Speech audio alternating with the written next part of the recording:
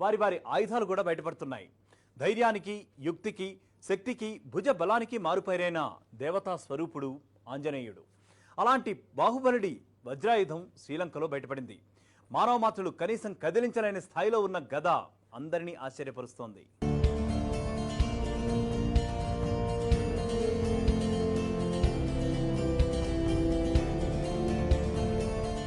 ఈ చిత్రంలో కనిపిస్తున్న గద శ్రీలంకలో తవ్వకాల్లో బయటపడిందని వార్తలు వినిపిస్తున్నాయి. దీనిని ఎత్తడానికి 2 క్రేన్లు ఉపయోగించారు. ఇది హనుమంతునిదా లేక రావణాసురుడిదా అని ఆస్తికులు ఆశ్చర్యపోతుంటే, నాస్తికులు మాత్రం నోరెళ్లబెడుతున్నారు. ఈ గద దాదాపు 45 అడుగుల పొడుగు, 21 టన్నుల బరువు ఉన్నట్లు చెబుతున్నారు. దీనిని ఇండోర్లోని పిట్రపావట్లో ఉన్న 125 అడుగుల ఆంజనేయ స్వామి విగ్రహానికి అమర్చడానికి తీసుకువెడుతున్నట్లు వార్తలు వినిపిస్తున్నాయి.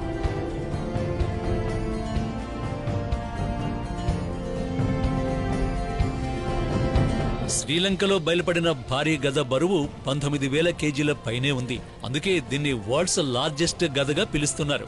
మానవ మాత్రులు మాత్రం కనీసం కదిలించడానికి కూడా ఊహించలేని ఆయుధాన్ని ఓ వ్యక్తి అవలీలగా ఒక్క చేత్తో ఎలా ఎత్తగలడు? ఆ ఎత్తగలిగిన వ్యక్తి మానవ మాత్రుడు కాదు, మహాపురుషుడే అవుతాడు. ఇవే వాదనలు ఇప్పుడు బలంగా వినిపిస్తున్నాయి. నీ శక్తిని నీవే తెలుసుకో. లే श्रीआञ्जनेयं प्रसन्नाञ्जनेयं प्रभादिव्यकायं प्रकीर्तिप्रदायं भजे वायुपुत्रं भजे बालगात्रं भजेऽहं पवित्रं भजे सूर्यमित्रं भजे रुद्ररूपं भजेऽहं भजेऽहं भजेऽहं भजेऽहं भजेऽहं.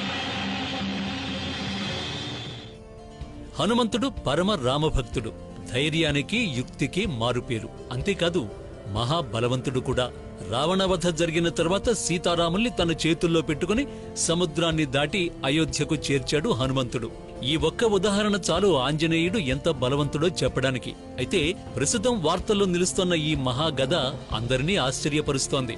ఆయుధమే ఈ స్థాయిలో ఉంటే ఆంజనేయుడు ఏ స్థాయిలో ఉంటాడోనని అందరూ నోళ్లెళ్లబెడుతున్నారు.